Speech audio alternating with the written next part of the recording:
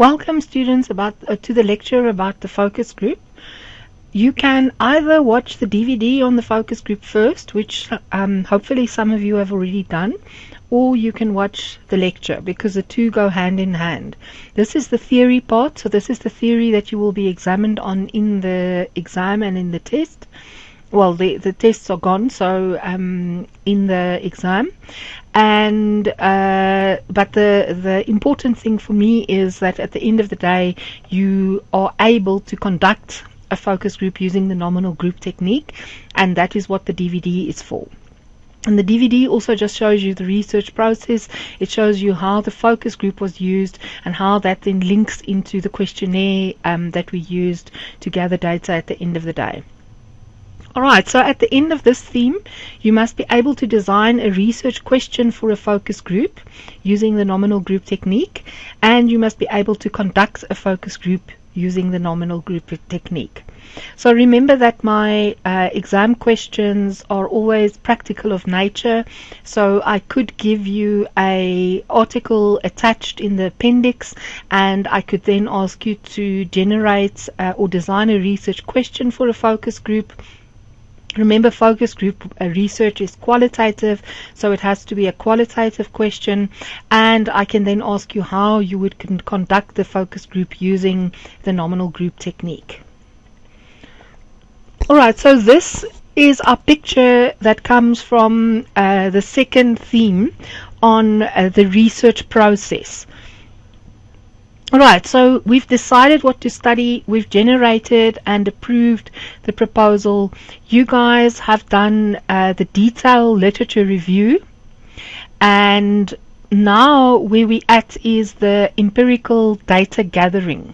So basically all of the techniques that we will be discussing from this theme onwards will are part of the empirical data gathering. So focus group, Delphi study, survey research and case study research are all ways in which we empirically gather data.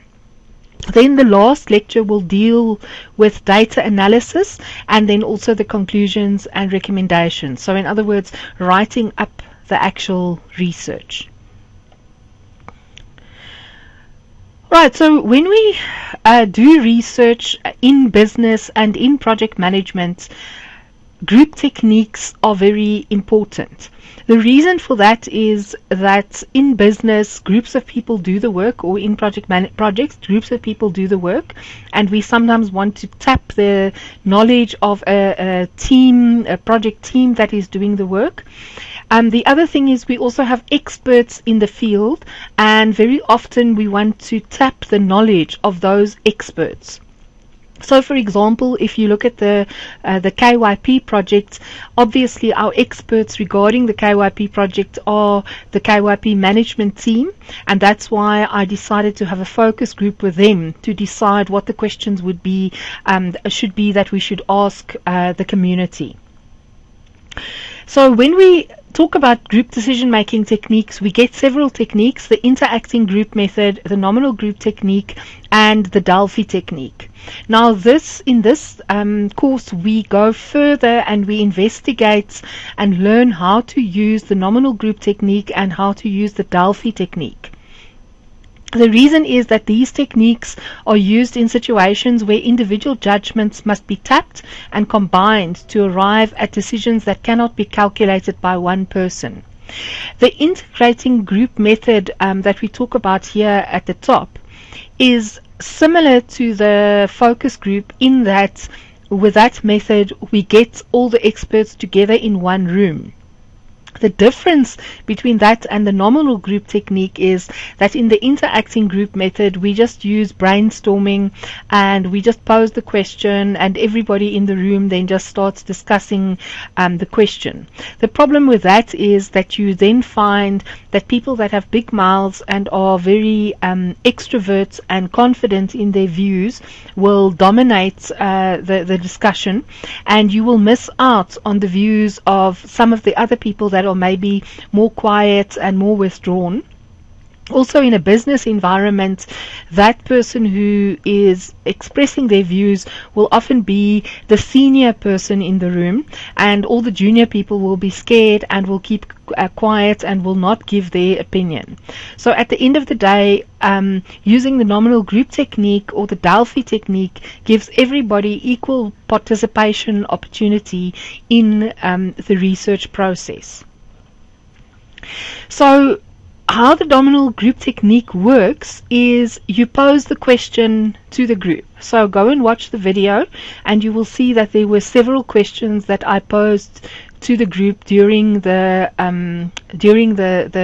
session, and then you ask each member of the group to individually write ideas down. So they have a blank piece of paper and they write some of the issues that they think will answer the question down. Then you hand out A5 pieces of paper and you ask the experts to write their ideas down on it. Then you take the pieces of paper and read them aloud to the group.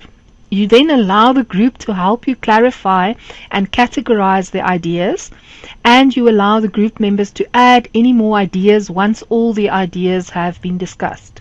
So here you can see everybody in the group is forced to participate because they have to write their ideas down on the A4 piece of paper. And in that way, you tend to generate more ideas, and then also in the discussion, because I've written down an idea, even though I might be scared or I might be more introverted, I will be more likely to comment on what I meant and what I said, etc. And so I feel more part of the whole process. Okay, so the stages of the focus group are planning, recruiting, moderating, and then analysis and reporting. So for the planning, we prepare open-ended questions. So remember, this is a qualitative technique. So we don't want yes-no questions. We don't want to ask something like, do you think that KYP is making an impact on the Kliptown community?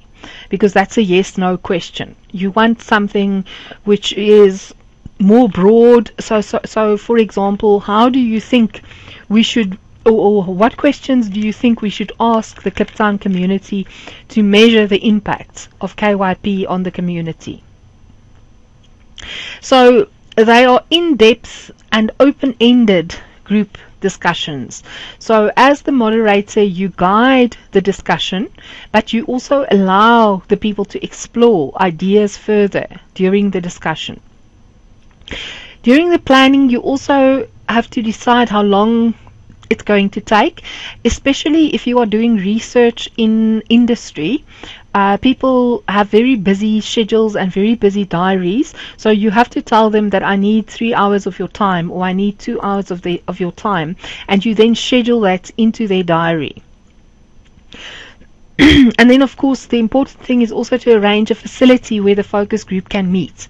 So you don't want to arrive at an industry, say you decide you're going to do some research at the CSR. You can't just pitch up there and say, okay, now let's have a focus group, and you haven't arranged a venue and tea and all of that type of thing.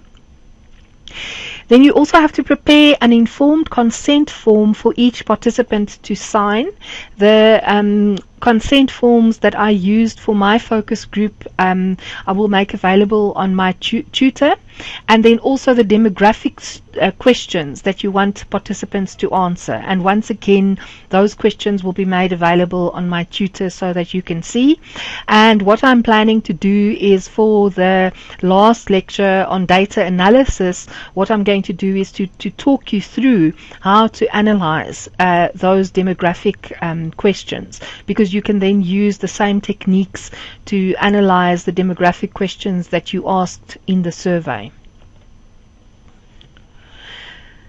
Okay, then recruiting of experts, both in the focus group and in the Delphi, is very important, because what we are saying when we do a Delphi or when we do a nominal group technique is that we are allowed to ask people that have valid information on the topic under consideration, and we are allowed to use them as experts, and we are allowed to then infer something from what the experts are saying. So you can see that defining the experts is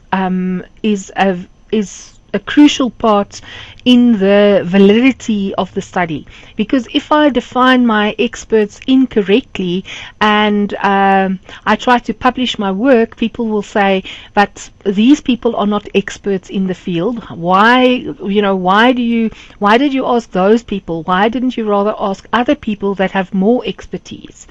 So it's important that when you think about recruiting, that you identify exactly what do we mean by an expert. So if we're doing research, say, in project management success, we might say we want people that have at least 10 years project management experience. They must have a post-matric qualification. They must be at least project managers or above. They must have managed at least 10 projects in their careers. So you can see that the selection of experts and the definition of experts is very important. So you want your experts to be able to answer questions related to the topic. You can also use pre-existing groups. So for example, the Project Management Institute of South Africa might have a body that is busy with developing curricula in project management. And so if you have an education related project management question, you could then ask that pre-existing group. Then the sizes of your focus group varies from 3 to 14. 3 is quite little, and I would suggest that if you want to use this technique in your studies, when you do postgraduate studies, that you start with a focus group of at least 7. Participants must be comfortable in sharing their views. So it doesn't help to get experts that firstly have agendas. So the only reason they're part of the focus group is because they want to spy and to see what is happening and what the questions are that you are using. And it also doesn't help having people that have no information on the topic, because they're not going to be able to share anything. And then as part of the recruiting phase, you contact the participants personally, and you set a date and a time of when the focus group will be, and obviously also a place.